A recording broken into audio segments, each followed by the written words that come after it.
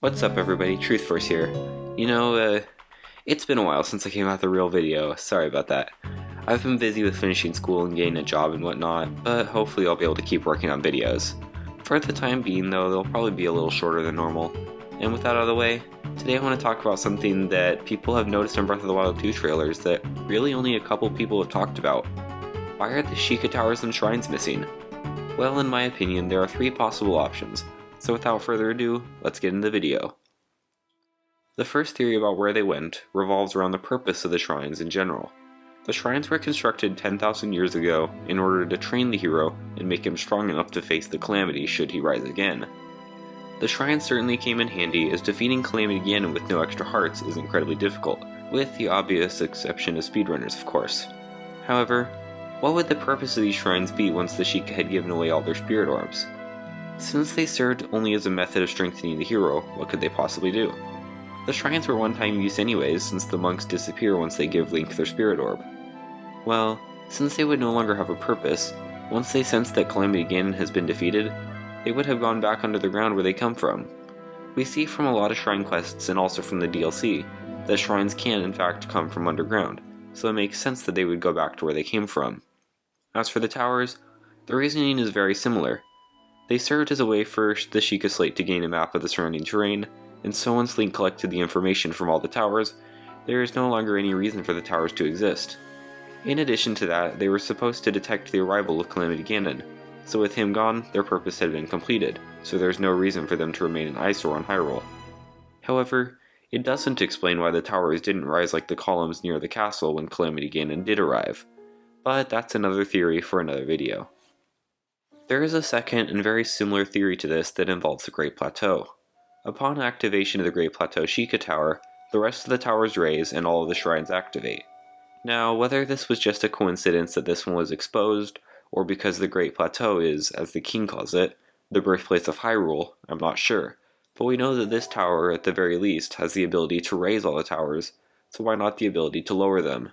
Perhaps in cleaning up Hyrule, the researchers decided that the towers and shrines were no longer necessary, and thus figured out how to sink them below the ground once again. The final theory about the lack of Sheikah tech is entirely different from the previous ones, although it doesn't contradict either, so it's possible to have two of these theories be true at the same time. This theory, of course, involves time travel. A Link from the skies and a Link from 10,000 years ago are very similar, both having loose hair and the same clothes. If this is true, then when fighting against the Calamity 10,000 years ago, the Sheikah would not have had to construct the shrines yet. This would certainly explain why there aren't any shrines, however, there is one glaring flaw. We know that towers have been constructed by this point, even if the shrines haven't. As I said before, the towers were created in order to detect when Calamity Ganon reawoke, similar to the 5 pillars containing the Guardians. So if the Calamity was around during the footage of the Breath of the Wild 2 trailers, then the towers should have certainly risen. Obviously there's no guarantee since the footage from the trailers is confusing to say the least, and there's no way to determine how the footage occurs chronologically. However, there is a distinct possibility that what we see happens before the Calamity simply because in both trailers, the castle only raises off the ground revealing the malice that was underneath at the very end. This could indicate that this happens chronologically at the end of the trailers, however, it really is impossible to know. Also, as I said earlier, the towers failed to raise when the Calamity showed up 100 years before the events of Breath of the Wild, so I suppose it is possible they failed 10,000 years ago before.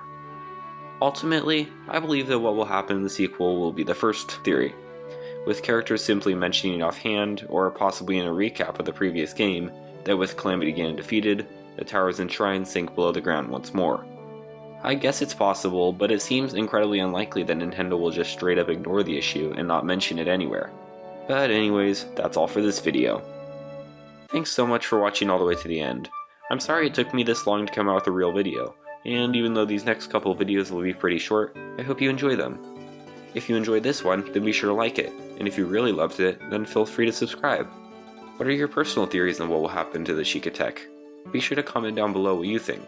Also, don't forget that I have Instagram and Twitter accounts that will both be linked below, so check those out as well. Anyways, that's all I have for you guys today, so until next time, I've been Truth Force, and I'm out.